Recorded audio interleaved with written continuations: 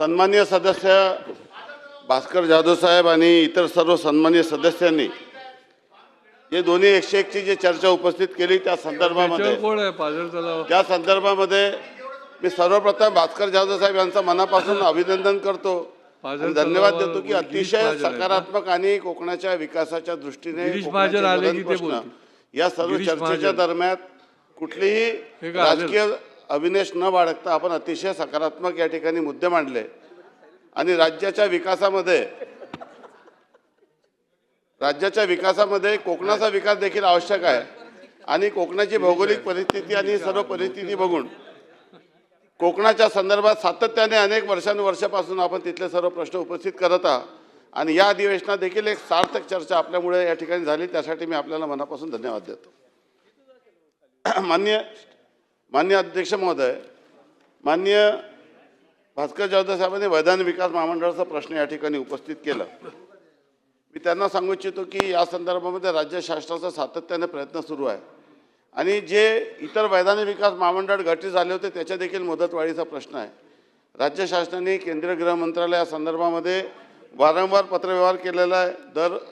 काही कालांतराने आपण केंद्रीय गृहमंत्री यांच्याशी चर्चा करतो आणि सातत्याने राज्य सरकार याचा पाठपुरावा करत आहे आणि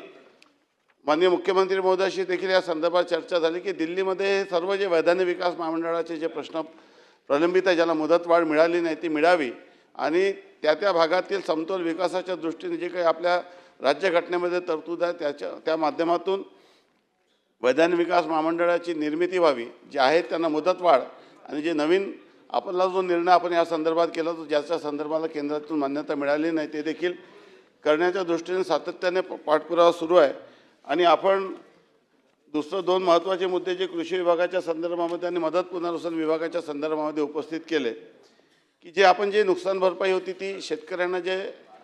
आणि वेगवेगळ्या पिकांना जी नुकसान भरपाई आहे ती आपण निकषानुसार दिलेली त्याची पूर्ण माहिती मी आपल्याला या संदर्भामध्ये आपल्याकडे पाठवतो आणि वैधानिक विकास महामंडळाच्या संदर्भामध्ये राज्य शासनाने जे पाठपुरावा केलेला आहे आपण देखील जरी सरकारमध्ये नसले परंतु एक विरोधी पक्षाचा आयुष्याच्या माध्यमातून हा विषय सातत्याने उपस्थित करत असतात तर ही माहिती मी आपल्याला निश्चितपणे पुरवेल आणि आपण कोकण कृषी विद्यापीठाच्या संदर्भामध्ये हा प्रश्न या ठिकाणी उपस्थित केला तर विद्यापीठाची जे रिक्त पद आहे त्या रिक्त पदाच्या संदर्भामध्ये माननीय अध्यक्ष महोदय मी सन्माननीय भास्कर जाधव साहेब आणि इतर सर्व सन्माननीय सदस्याला सांगू इच्छितो की आपल्याकडे एकूण कोकण कृषी विद्यापीठामध्ये 1759 पदे मंजूर असून 1100 पदं भरलेली आहे व 639 पदं रिक्त आहे आणि कोकण कृषी विद्यापीठात 73% पदं भरले असून उर्वरित जे 36% पदं आहेत ते अतिरिक्त कारभारातून आपण ते काम भागवत आहोत परंतु आता आपण HPC आपली झालेली आहे। आपला जो HPCनी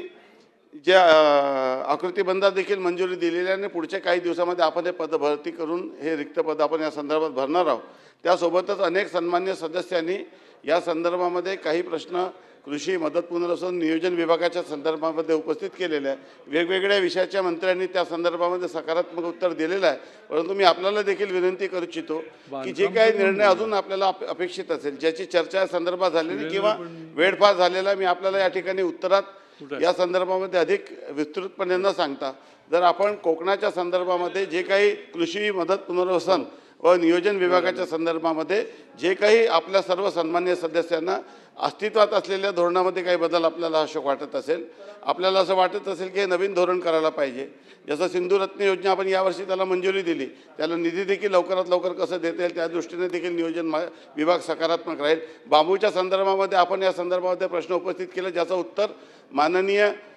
वनमंत्र्यांनी दिलेलं आहे परंतु आता बांबूच्या संदर्भामध्ये आपण कृषी विभागाची देखील योजना करत आहोत। बांबूला पिकाचा दर्जा देऊन त्याची लागवड त्याचा विमा आणि त्याचा पूर्ण जे पीक संदर्भामध्ये जी काही कार्यपद्धती आहे ते पुन्हा नव्याने निश्चित करण्याची कारवाई आपण या संदर्भामध्ये माझ्या 2 बैठका झालेल्या आहे आणि लवकरात लवकर कृषी विभागामार्फत जसं रोजगार हमीतून आपलं बांबू लागवड सुरू आहे फॉरेस्ट विभाग बांबू लागवड करत आहे परंतु त्याला पिकाचा दर्जा देऊन नियमितपणे त्याला इतर पिकांप्रमाणे बांबू लागवड करून राज्याच्या अर्थव्यवस्थेला आणि आपला जो कार्बन क्रेडिट आहे किंवा पर्यावरणाच्या संदर्भामध्ये त्या संदर्भामध्ये सभागृहाच्या सर्व सन्मान्य सदस्यांना माझी विनंती आहे की या संदर्भामध्ये आपल्या कल्पनेतून किंवा आपल्याला जे काही धोरणात्मक सूचना द्यायच्या त्या आपण निश्चितपणे द्याव्या आणि त्यातून